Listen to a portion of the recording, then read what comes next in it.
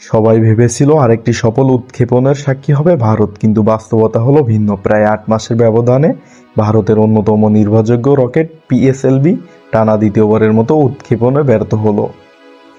মঙ্গলবার সকালে শ্রীহরিকোটা মহাকাশ কেন্দ্র থেকে উৎক্ষেপণ করা হয় পিএসএলভি C-62 রকেটটি। উৎক্ষেপণের শুরুটা ছিল একেবারেই নিখুঁত। রকেট আকাশে উঠতেই সব সিস্টেম স্বাভাবিকভাবে কাজ করছিল, কিন্তু উৎক্ষেপণের কিছুক্ষণ পরেই হঠাৎ করেই পরিস্থিতি বদলে যায়। রকেটটি তার নির্ধারিত কক্ষপথের দিক থেকে ধীরে ধীরে বিচ্যুত হতে থাকে। কিছু সময়ের মধ্যে রকেটটি সম্পূর্ণভাবে পথ হারিয়ে ফেলে। ইসরো জানায়, রকেটের তৃতীয় ধাপে যান্ত্রিক ত্রুটি দেখা দেয়, যার ফলে এই ব্যর্থতা ঘটে। এই ঘটনা ইসরোর জন্য একটি বড় ধাক্কা হিসেবে দেখা হচ্ছে, কারণ পিএসএলভি এতদিন ধরে পরিচিত ছিল একটি অত্যন্ত সফল ও নির্ভরযোগ্য উৎক্ষেপণ যান হিসেবে। এই রকেট দিয়েই ইসরো সফলভাবে সম্পন্ন করেছিল চন্দ্রযান-1। এই ব্যর্থতা নিয়ে উঠেছে নানা প্রশ্ন। ঠিক কোথায় ছিল গলদ?